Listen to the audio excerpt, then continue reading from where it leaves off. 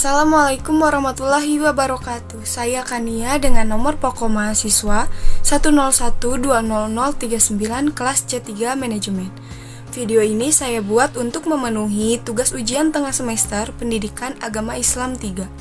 Video yang akan saya sampaikan adalah mengenai pembahasan ma'rifatullah.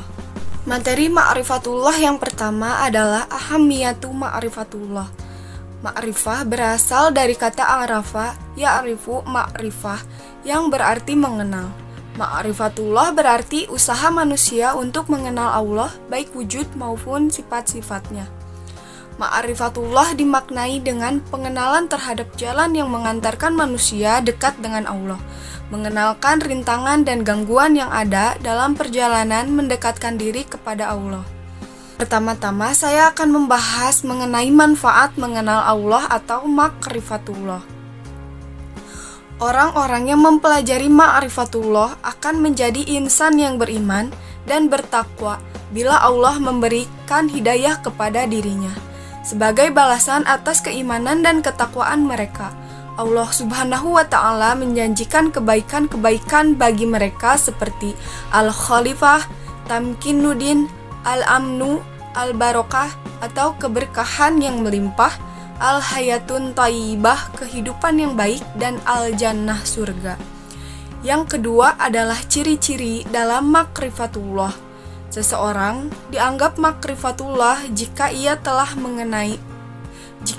mengenali yang pertama asma Allah, yang kedua sifat Allah, yang ketiga af'al atau perbuatan Allah. Kemudian dengan bekal pengetahuan itu, ia menunjukkan yang pertama sikap sidik, ikhlas, pembersihan diri dari akhlak tercela, sabar, berdakwah, membersihkan dakwahnya itu dari pengaruh perasaan, logika, dan subjektivitas apapun.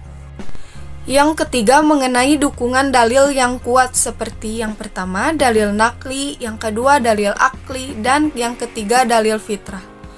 Adapun figur-figur teladan dalam ma'rifatullah, yang pertama Rasulullah Shallallahu Alaihi Wasallam. Dialah orang yang paling utama dalam mengenali Allah Subhanahu wa Ta'ala. Yang kedua, ulama amilun atau ulama yang mengamalkan ilmunya. Berikut adalah sarana-sarana yang mengantarkan seseorang pada ma'rifatullah. Ada akal sehat, para rasul, asma dan sifat Allah Subhanahu wa Ta'ala. Lalu, bagaimana sih cara kita mengenal Allah Subhanahu wa Ta'ala? Ada beberapa jalan untuk dapat mengenal Allah Subhanahu wa Ta'ala.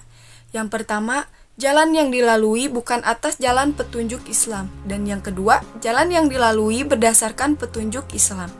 Adapun jalan penghalang dalam ma'rifatullah, ada al-kubru sombong, al-kadzibu dusta, al-fusuku fasik, al-kufru ingkar, al-fasadu fasad, al-ghaflah lengah, kasratul ma'asi banyak berbuat durhaka, al-irtiyab ragu-ragu. Materi yang kedua mengenai at-thariq ila ma'rifatullah atau cara menuju ma'rifatullah. Jalan menuju kepada ma'rifatullah adalah menerusi ayat-ayat yang terang dan jelas sebagai satu pernyataan dari Allah atau ayat qauliyah. Ayat ini adalah pernyataan-pernyataan pengenalan yang difirmankan oleh Allah Subhanahu wa Ta'ala sendiri di dalam Al-Quran.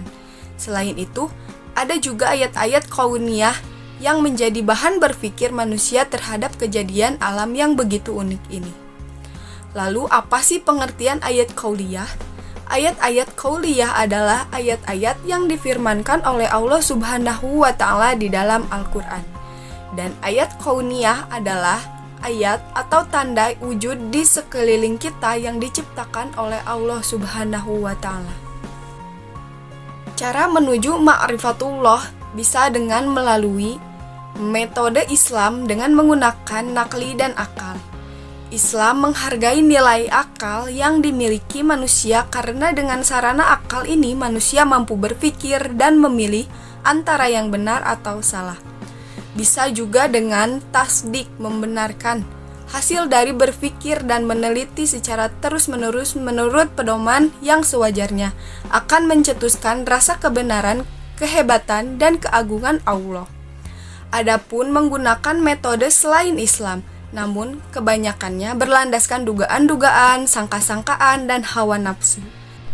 Namun, semua metode pengenalan akan berakibat kufur apabila tidak berasaskan cara yang dianjurkan oleh Islam, yaitu menerusi akli dan nakli akan menemui jalan serabut, yaitu kekufuran kepada Allah Subhanahu wa Ta'ala.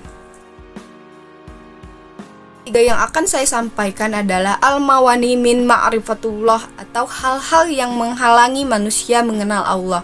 Pertama, maradus syahwat, berkaitan dengan penyakit hati berupa nafsu dan perilaku tidak terpuji. Yang kedua, maradus syubhat, atau berbagai hal yang menimbulkan keraguan berkaitan masalah akal dan logika.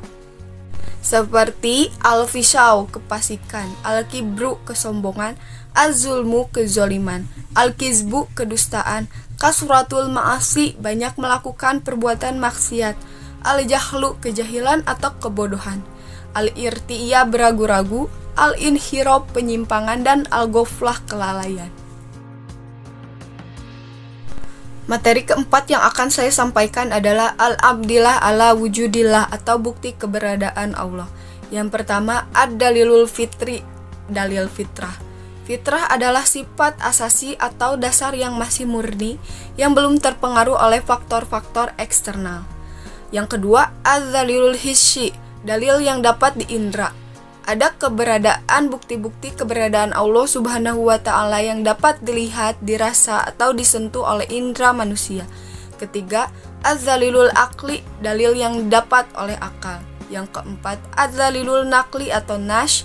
Yang kelima, az-zalilul tarik atau dalil sejarah. Materi yang kelima mengenai tauhidullah atau mengesahkan Allah. Kata tauhid di dalam bahasa Arab merupakan bentuk masdar dari kata kerja wahada yuwahidu tauhidan, yang arti harfiahnya menyatukan, mengesahkan, atau mengakui bahwa sesuatu itu satu. Dengan demikian, secara bahasa, tauhidullah berarti menyatukan Allah, mengesahkan Allah, atau mengakui bahwa Allah itu satu. Sedangkan secara istilah, tauhidullah bermakna mengesahkan Allah dalam hal-hal yang merupakan kekhususan bagi Allah. Ada beberapa kedudukan dan keutamaan tauhidullah adalah: tauhidullah merupakan tujuan Allah menciptakan manusia dan jin. Tauhidullah adalah hak Allah yang harus ditunaikan setiap hambanya. Tauhidullah adalah pondasi dan landasan utama ajaran Islam, dan merupakan inti ajaran Rasulullah dan Rasul-Rasul sebelumnya. Tauhidullah adalah ajaran yang paling utama di antara cabang-cabang keimanan. Tauhidullah juga dapat menghapuskan dosa-dosa dan mendatangkan ampunan dari Allah. Serta tauhidullah dapat mendatangkan jaminan Allah berupa memasukkan seseorang ke dalam surga dan diselamatkan dari api neraka. Macam-macam tauhid. Pertama, tauhid rububiyah. Yang kedua, tauhid uluhiyah, dan tauhid asma wa dan sifat. Sekian video dari saya mengenai ma'rifatullah. Semoga video ini dapat menjadi manfaat untuk kalian dan khususnya bagi saya. Mohon maaf apabila ada kesalahan mengenai isi dari video yang saya buat, karena saya masih dalam tahap pembelajaran. Mohon kritik dan sarannya teman-teman. Atas waktu dan apresiasinya saya ucapkan terima kasih. Wassalamualaikum warahmatullahi wabarakatuh.